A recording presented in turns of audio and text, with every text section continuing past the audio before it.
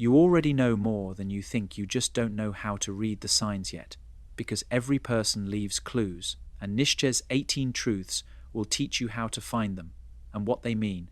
This is the skill no one teaches you, but once you see it, you can't unsee it. But this video isn't a quick list or surface-level advice.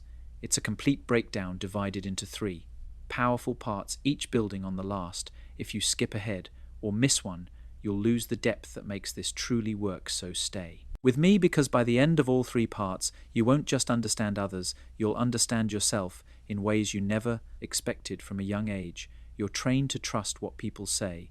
Words are our currency, but Nietzsche warned us not to be fooled by language, because people don't speak from truth, they speak from survival, from ego, from fear. The surface of someone's personality is not them, it's their armor. The person who seems overly kind may not be kind at all. They may be terrified of rejection. The one who seems strong may be crumbling underneath, hoping no one notices. And what's most deceptive about humans is they don't even know they're doing it. Most people are actors in a play. They didn't write their smiles, their opinions, their tone, all shaped by what kept them safe. And this is why most people aren't hiding from you. They're hiding from themselves. Nietzsche once said, "Every profound spirit needs a mask." But he didn't mean that as an insult, he meant it as a warning to not confuse. The mask with the person hears what no one tells you. People leak the truth all the time, not in their words, but in the cracks.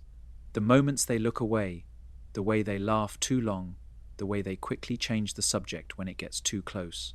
And Nietzsche's first psychological truth is this one: everyone wears a mask to survive. Not because they're fake, but because they're scared to survive. Society people create a version of themselves they hope will be accepted, but masks aren't perfect, they slip. And the first sign of truth is tension. Watch for what makes someone uncomfortable. That's where the real person begins too. What someone hates in others reveals what they're hiding in themselves. This is one of Nietzsche's sharpest insights: projection. When someone constantly mocks arrogance, they're often insecure about their own self-worth. When someone can't stop pointing out dishonesty in others, they're usually hiding a truth they haven't faced. We hate in others what we're afraid to admit in ourselves. So when you want to read someone, don't just look at what they admire, look at what they criticize, and why 3 silence reveals more than words.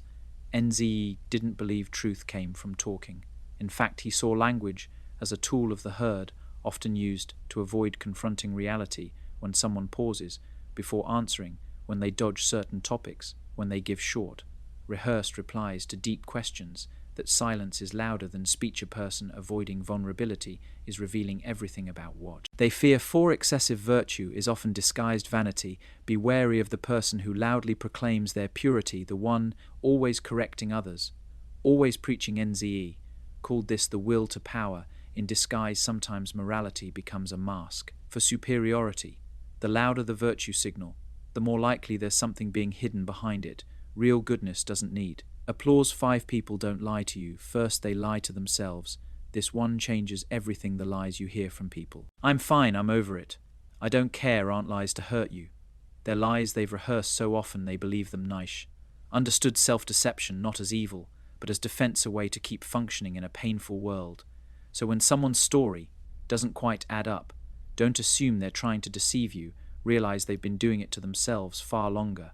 And that's what makes reading them possible, because the inconsistencies reveal the truth. 6. Where someone feels superior, they're hiding inferiority. This is pure Nietzsche. He believed that superiority is often overcompensation. If someone constantly reminds you of their accomplishments, they likely fear they're not enough. If someone puts others down casually, they're probably terrified of being overlooked. Real confidence doesn't compete, it just is. So if someone needs to dominate, control, or prove, look deeper behind the throne. You'll often find a scared child wearing a crown. Reading people isn't about judging them, it's about understanding their core. When someone interrupts constantly, you now know it's not always arrogance. It might be fear of being forgotten. When someone posts obsessively about happiness, it may be a cry for help.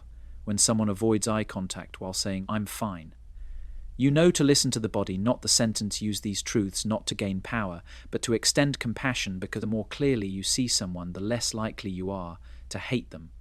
And that's Nietzsche's secret. he didn't want you to. See through others so you could control them. He wanted you to see through them so you could stop being fooled and start connecting. And if you've ever looked at someone and felt like you were only seeing the surface, if you've ever wished you could decode what's really going on beneath the mask, drop a comment below. Let's talk about the moments when people showed you the truth without saying a word. And if this video helped you see people differently, subscribe.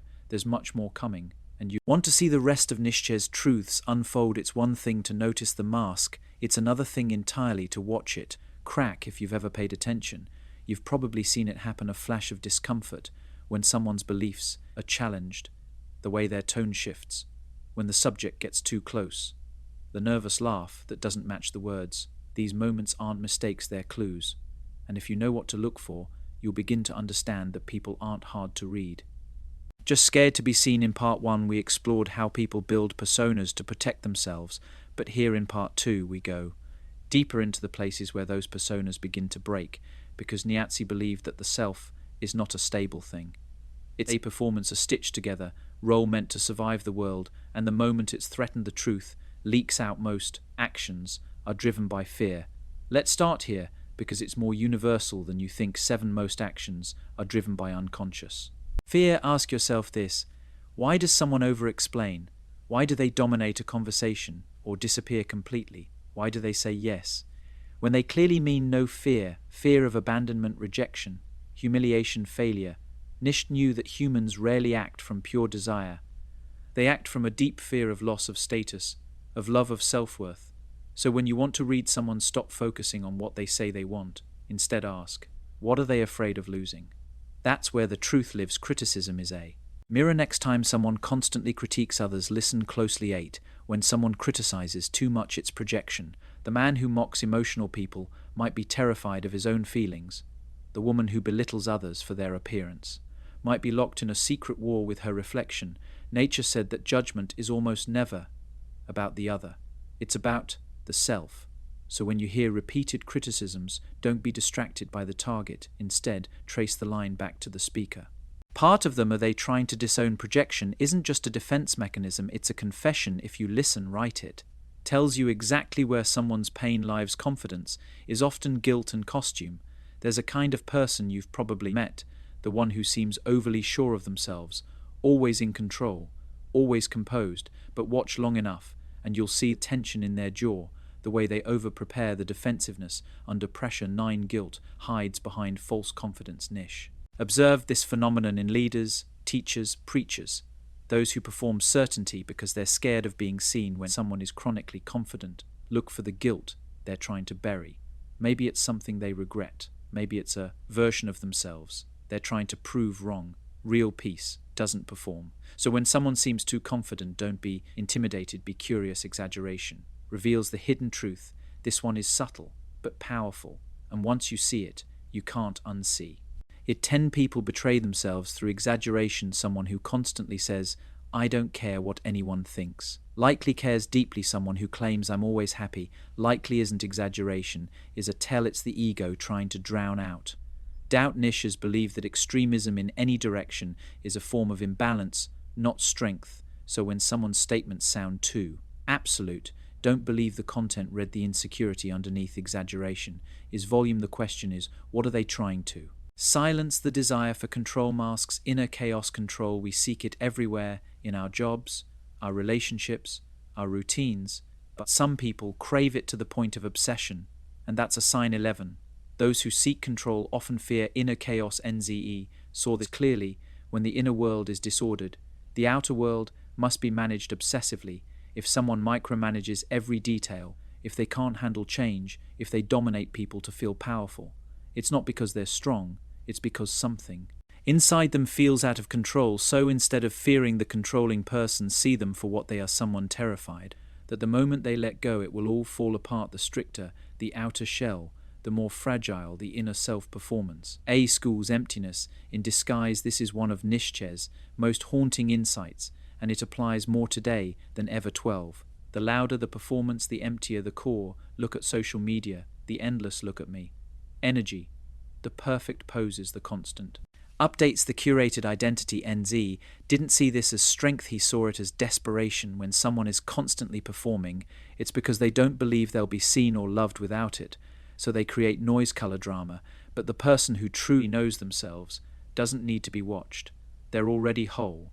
So when someone's life looks like a performance, remember, it's not a show of power, it's a whisper of need, putting it together. You're probably starting to feel it now, the shift. You walk into a room and suddenly the patterns speak louder than the words. You see someone interrupting constantly and realize they're terrified of being forgotten. You see someone who boasts endlessly and sense their invisible wound you're not reading. Mind you're reading the mask, and Nietzsche gave you the flashlight. This isn't just a skill, it's a responsibility, because once you learn to see people clearly, you can't unsee it, and you'll begin to understand that most people are suffering quietly behind. Polished smiles reading them is not about gaining leverage. It's about offering grace when you see the child behind critic, the fear behind the bully, the guilt behind the arrogance. You don't become weaker. You become unshakable. Want more? If this part of the video opened your eyes, wait until the final part, because in part 3 we strip away the final layer. We'll explore how people's deepest childhood wounds show up in their adult personalities, how their envy, their silence, their need to be remembered all reveal their soul. You'll learn the final 6 truths that make you see people with absolute clarity, but more importantly, you'll understand yourself by now. Something in you has shifted. You don't just see people, you read them, not as villains, not as victims, but as humans, trying to survive with masks they didn't even choose. But we're not done yet, because behind every behavior is a belief, and behind every belief is a wound. This final part is about learning to recognize the soul, the deep story that hides underneath the surface of everyone you meet. Nietzsche didn't just expose people's patterns, he illuminated where those patterns come from. Let's finish what we started. 13. No one speaks from logic, they speak from pain. You might think that people are rational, that they argue based on facts, make decisions based on reason. But NZ believed otherwise. He believed that underneath every logical argument is an emotional wound. A person might say, I don't believe in love. It's just a fantasy. But listen closely, they're not stating a fact. They're protecting a pain. People form their views based on what hurt them, then justify those views with logic. So when you want to understand someone's worldview, don't just ask what they believe, ask what broke them. Ask what scared them, ask like what they never want to feel again. This changes everything.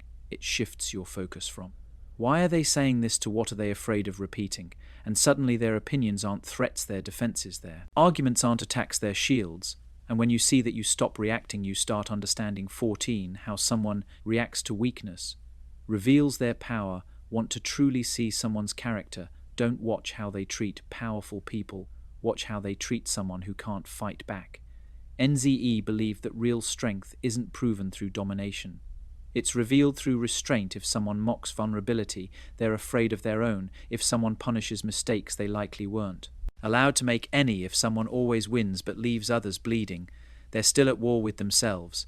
But the person who can witness weakness without judgment, who can sit with sadness without running away, who can forgive what they could have punished, that someone who is no longer ruled by the past, they don't need to prove anything because they've already won the inner war. So if you want to read someone, give them a moment where compassion is an option. What they do in that moment will show you who they are, not just who they pretend to be. 15. When someone fears being forgotten, they chase attention. Ever met someone who always needs to be seen? Every room they enter, every story they tell, every outfit they wear screams, "Notice me." At first glance it looks like confidence, but Nietzsche saw through it. He believed that the hunger for attention often comes from a deeper fear, the fear of being invisible, of being erased, of living and dying without leaving a mark. So people create noise because they love it, but because they can't bear the silence. The child who was ignored becomes the adult who overcompensates, and instead of asking for love directly, they demand it indirectly through performance drama or chaos. So when you see someone who's too much, don't be quick to judge. Ask what they're afraid will happen if they're not enough. Because sometimes attention isn't vanity, it's a cry. 16. The person they attack is often the person they envy, one of Nietzsche's boldest truths and one of the hardest to admit is this: people don't always attack because they hate, they often attack because they admire but feel they can never be. Criticism is easier than admiration, So the person who tears down someone successful, who mocks someone confident, who gossips about someone free, isn't just mean they're in pain, because to see someone embody a part of you that you've abandoned is to be reminded of what you've lost. So instead of celebrating the other, we destroy them. But envy is just unspoken desire. It's the soul saying, I want that too, but I don't believe I'm allowed. If you can see this in others, you become immune to petty hate. If you can see this in yourself, you become free. 17 people act out their childhood, not their beliefs. You've heard it said, people don't change. But Nietzsche would say, people repeat. They repeat the roles they were forced to play, the fears they were taught to. Carry the dynamics they never escaped. A person who was never heard becomes someone who never listens. A person who is punished for expressing emotions becomes cold, logical, detached. A person who had to earn love becomes someone who performs for affection, even when it's toxic. They think they're acting from beliefs, but really, they're just reenacting the past. So if you want to read someone, don't just look at who they are, ask who they had to be, because behavior is just biography. And behind every adult is a child still waiting to feel safe. 18. Their patterns are a confession. If you know how to listen, this is the final truth, and it changes everything. People don't always know how to express what hurts, but they will show you again and again through patterns. A person who ghosts when things get close, a person who overworks to avoid stillness, a person who flirts with everyone but connects with no one. These aren't random behaviors, they're confessions. They're saying, this is how I protect myself. They're saying, this is where I was hurt. They're saying, this is what I fear repeating. NZ believed that if you learn to listen deeply, not to words, but to patterns, you can hear the truth before it's spoken. And when you do something amazing happens, you stop personalizing you, stop judging you, start understanding you, become a mirror, not a weapon. You become someone who sees and still chooses grace. And that, more than any tactic or trick, is what makes you powerful. You're not just reading people, you're remembering yourself now.